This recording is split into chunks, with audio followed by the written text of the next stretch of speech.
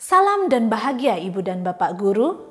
Selamat datang di modul membuat dan memodifikasi modul ajar. Sebelum membuat modul ajar, pada materi kali ini kita mencari tahu dulu apa itu modul ajar, beserta komponen yang ada di dalamnya.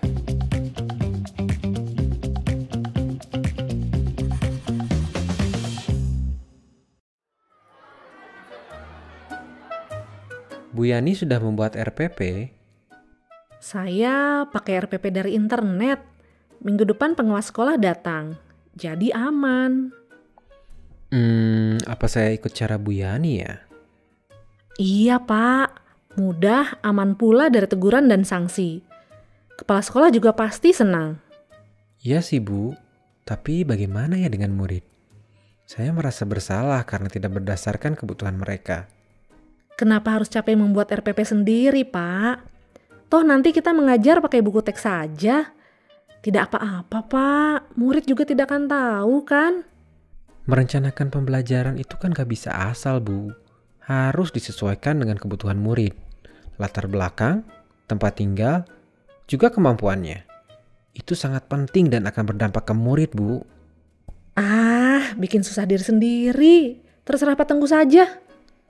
Namanya juga guru Bu Yani. Semua yang kita lakukan demi kepentingan murid. Ibu dan Bapak Guru, dari percakapan tadi, Pak Tengku menekankan bahwa membuat RPP sesuai kebutuhan murid itu penting. Sementara Ibu Yani ingin aman dengan cara praktis, menghindari teguran kepala sekolah dan pengawas. Nah, apa pendapat Ibu dan Bapak Guru tentang rencana pelaksanaan pembelajaran? Lalu, apa ya kaitannya dengan materi modul ajar ini? Mari kita simak penjelasan berikut. Modul ajar merupakan salah satu perangkat ajar, sama seperti RPP atau lesson plan, yang memuat rencana pembelajaran di kelas. Namun, modul ajar memiliki komponen yang lebih lengkap dibanding RPP. Apa saja komponen modul ajar? Yuk kita lihat bersama. Mari kita lihat contoh modul ajar IPAS fase B berikut. MA IPAS ini disusun untuk 1 unit materi atau 5 kali pertemuan. Jumlah pertemuan dalam MA tentunya akan menyesuaikan dengan alokasi waktu dan TP yang kita buat saat menyusun ATP.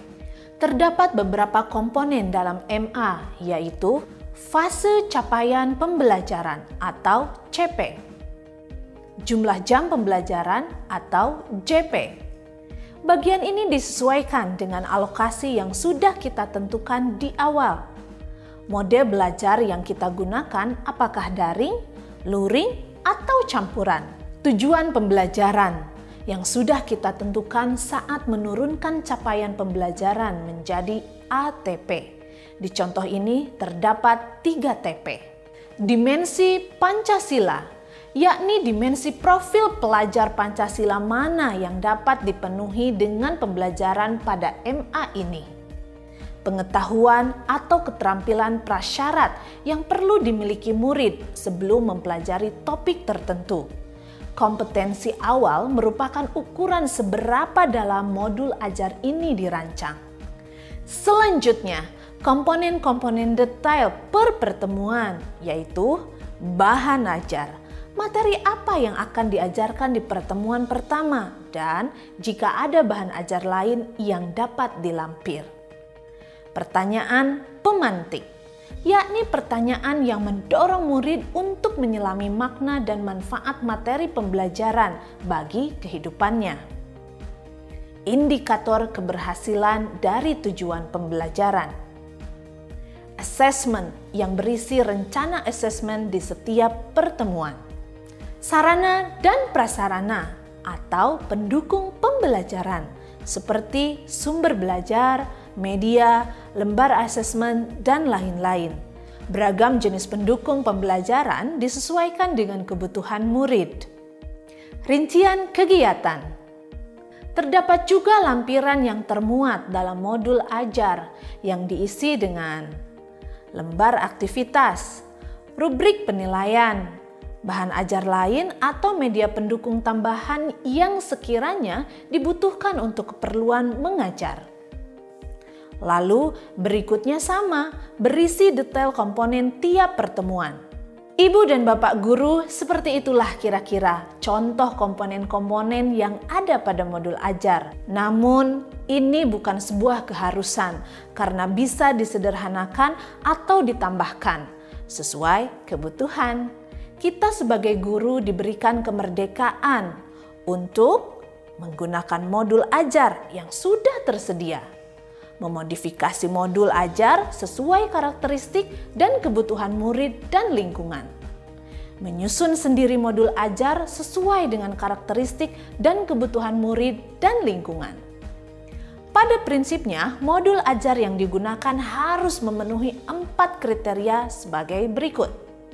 Pertama, pemahaman konsep dari setiap mata pelajaran melalui pengalaman belajar dan lintas disiplin. Kedua, menumbuhkan minat untuk belajar, melibatkan murid berkaitan dengan pengalaman atau pengetahuan sebelumnya, serta menyesuaikan capaian belajarnya. Ketiga, menyesuaikan konteks diri dan lingkungan murid. Keempat, keterkaitan antara alur pembelajaran dengan fase belajar murid. Menurut Ibu dan Bapak guru, modul ajar IPAS fase B kelas 4 tadi sudah memenuhi 4 kriteria ini belum ya?